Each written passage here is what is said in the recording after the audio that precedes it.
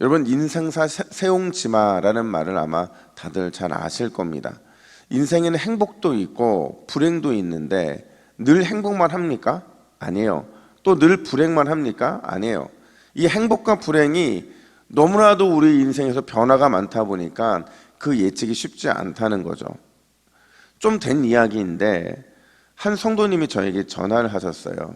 아침에 전화를 하시더니 하시는 말씀이 기도를 부탁한다는 거예요. 그래서 어떤 기도를 부탁하십니까? 했더니 아들네 집안에 좀 속상한 일이 발생했는데 문제가 해결될 수 있도록 전화로 기도를 부탁하셨어요. 그래서 제가 기도를 해드렸는데 그날 저녁에 또 다시 전화가 오신 겁니다. 또 무슨 일이 있나 해서 여쭤보니까 이번에는 나쁜 일이 아니라 딸네 집에 좋은 일이 있어서 기도해 주셔서 감사하다는 전화였어요.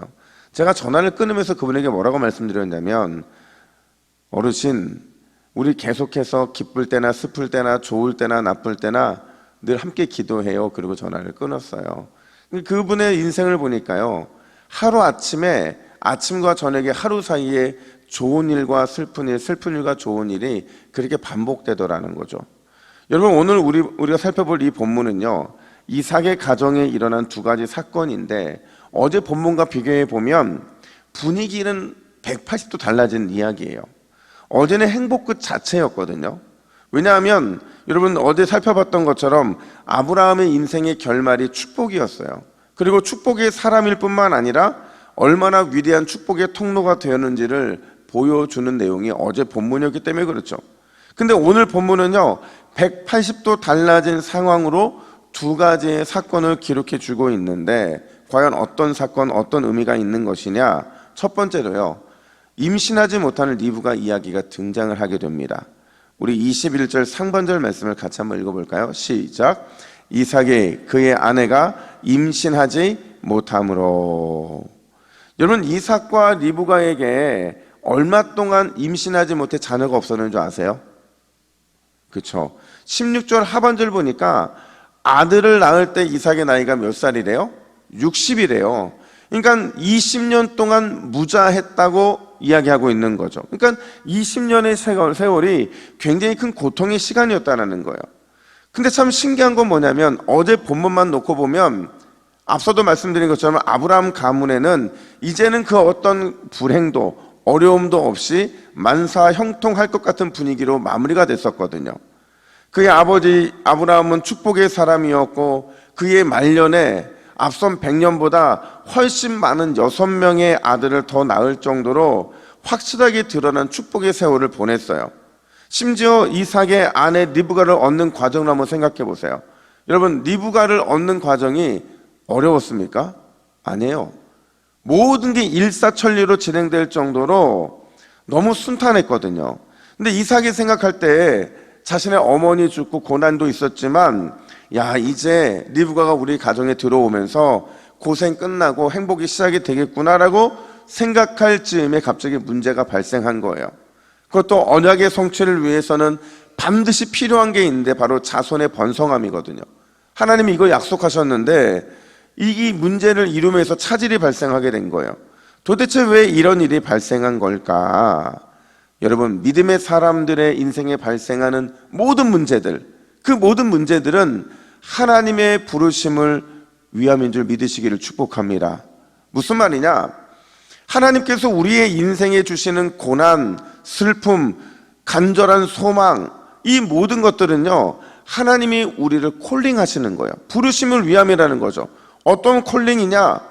기도함을 통해서 하나님의 사랑, 하나님의 축복, 하나님의 은혜가 얼마나 대단한지를 느끼시게 하기 위한 초청이라는 거예요. 그걸 이삭도 알았다는 거죠. 21절 중반절에 보면요, 그것을 안 이삭이 어떤 태도를 보이는지를 보여주는데 21절 중반절 보세요. 그를 위하여 여호와께 뭐 했대요? 간구했다, 이렇게 말을 해요. 여러분, 문제가 발생하자 이삭은 기도합니다.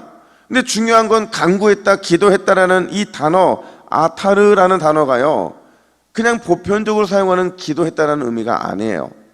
여기서 말하고 있는 아타르, 기도했다, 간구했다라는 것은요, 오직 누구에게만 사용되는 이야기냐? 하나님에게만 사용되는 단어라는 거죠. 하나님께만 간구하고 하나님께만 기도했다라는 거죠. 그러니까 이삭은 안 거예요. 아, 내가 자식이 없는 이유가 이거구나. 왜 이런 인생의 문제가 발생했는지 내가 그 문제를 알았다는 거죠. 여러분, 그 이유가 뭐예요? 하나님이 이삭을 콜링하시는 거죠. 부르시는 거예요. 초청하심으로 하나님을 향해 기도하게 하시고 그 기도를 통해서 하나님의 사랑과 축복과 은혜가 얼마나 큰지를 그로 하여금 알게 하셨다라는 거죠. 그래서 결론이 뭐냐? 21절 하반절 보니까 그의 아내 리브가가 뭐 했대요? 임신하였다. 이거는 리브가도 마찬가지죠. 여러분, 하나님께서 이삭의 기도에 응답을 하십니다. 근데 그냥 임신한 게 아니라 어떻게 임신했어요? 쌍둥이, 쌍태를 임신하게 하시더라는 거죠. 그랬으면 이제 고난이 끝날 것 같은데 또 문제가 발생해요. 22절 상반절 말씀 우리 화면을 보시고 같이 읽습니다. 시작. 그 아들들이 그의 태 속에서 서로 싸우는지라 그가 이르되 이럴 경우에는 내가 어찌할꼬 하고. 자, 여러분, 태중에서 얼마나 싸웠으면 저는 태중에 아이를 가져본 적이 없으니까 여러분, 태중에서 태동이 느껴지는 것은 있을 수 있어요. 유별난 아이들이 있죠. 발로 막 엄마 배를 빵빵 차는 애들이 있어요. 남자건 여자건 상관없이. 근데 내 태중에서 두 아이가 싸우는 게 느껴질 정도 얼마나 싸운 거예요. 심지어 그 부모가 엄마가 뭐라 그래요? 내가 어찌할꼬 탄식할 정도의 그런 상황이었던 거죠. 바로 이때 리브가가 어떤 행동을 하느냐? 21절 하반절 보니까 여호와께 묻자온대 이렇게 말을 해요. 원문을 보면 이렇게 표현되어 있습니다. 리브가가 탄식했다. 그리고 여호와께 지체 없이 기도하러 갔다. 이렇게 말을 하거든요. 무슨 말이에요? 탄식의 자리에 그냥 머물러 있었던 것이 아니라 탄식의 자리를 털고 일어나서 하나님께 간구하는 자리, 기도하는 자리로 나아갔다라는 것을 보여주고 있는 거죠. 사랑하는 여러분, 하나님께서 우리를 오늘 이 새벽에 이 자리로 부르신 이유, 이 자리에서 인생의 기도의 제목을 놓고 기도하게 하신 이유는 우리의 간절한 부르심을 통해서 하나님의 풍성한 사랑과 넘치는 축복과 놀라운 은혜를 베푸시기 위함인 줄 믿으시기를 축복합니다. 여러분, 그렇다고 한다면 기도의 제목이 있음에 감사합시다. 인생 풍파가 있음에 또 감사합시다. 여전히 부족함을 느끼고 있는 우리 인생을 더욱 넘치도록 채워주실 그 하나님의 은혜를 기대합시다. 여러분, 그 믿음과 마음으로 나아갈 때 오늘 우리의 기도의 이 자리는 반드시 승리의 자리가 될 줄로 믿습니다. 뿐만 아니라 오늘 두 번째 사건이 발생하는데 바로 장자의 명분을 거래하는 에서와 야곱의 이야기가 등장하더라는 거죠. 근데 오늘 본문에서 우리가 주목해야 되는 게 있어요. 그게 뭐냐? 한번 따라해 볼까요? 반칙이 규칙보다 앞에 있다. 오늘 장자의 명분을 거래하는 야곱 그리고 에서 이 두 사람에게 있어서요, 규칙보다 뭐가 앞서 있어요? 반칙이 앞서 있더라는 거죠. 여러분, 장자권이 뭐예요? 장자권은요, 하나님께서 장자에게만 허락하신 특별한 은혜예요. 특별한 권리이죠. 장자는 가문의 공식적인 대표자로 인정이 됐고 유산도 2배나 받았어요. 그러니까 장자가 된다는 것은 하나님께서 그에게 은혜이자 권리를 베풀어 주셨다는 것을 의미한다는 거예요. 그렇다고 한다면 여러분, 이 장자의 권세를 거래하는 게 옳습니까? 장자권을 빼앗으려고 시도하거나 거래의 대상으로 삼는 게 가능하냐 하는 거예요. 그럴 수 없는 거거든요.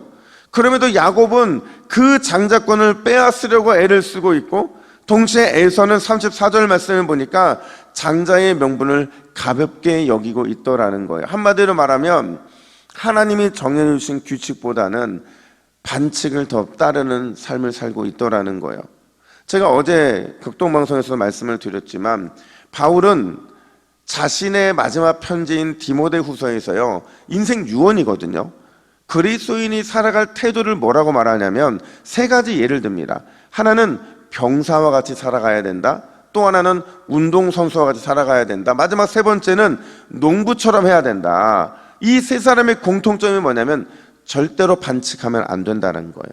정해진 룰에 의해서 최선을 다해 싸우는 병사가 되어야 되고, 최선을 다해 경기하는 운동선수가 되어야 되고, 최선을 다해 씨를 뿌리고 가꾸는 농부가 되어야 된다는 걸 말하고 있죠. 그래야 좋은 결과를 기대할 수 있기 때문에 그런 거예요. 사랑하는 여러분, 우리의 규칙은 항상 하나님이시라는 사실을 기억하시기 바랍니다. 그의 말씀이, 그의 뜻이, 그게 가장 우선될 때 우리는 하나님이 정하신 규칙 안에서 장자의 권세를 누릴 수 있게 되는 거예요. 여러분, 오늘 이 새벽에 우리를 이 자리에 불러주신 하나님, 그분께서 여러분을 불러주신 이유는 규칙대로, 정해진 룰대로 하나님께 기도하고 하나님이 베푸신 놀라운 은혜의 축복을 누리게 하기 위함인지를 기억하시고, 오늘도 주님과 은혜의 자리에서 규칙대로 주님의 은혜 풍성함을 누리시기를 예수님의 이름으로 축복합니다.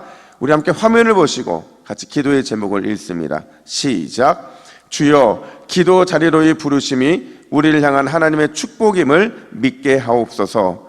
그리스도 안에서 장자의 권세를 오늘도 충분히 그리고 온전히 누리게 하옵소서. 아멘. 함께 기도하겠습니다. 하나님 아버지, 오늘도 이 자리로 불러주심이 하나님의 축복임을 믿습니다.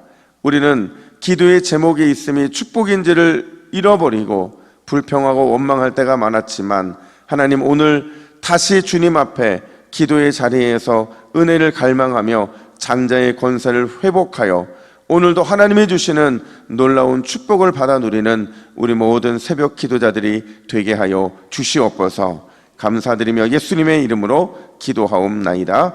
아멘.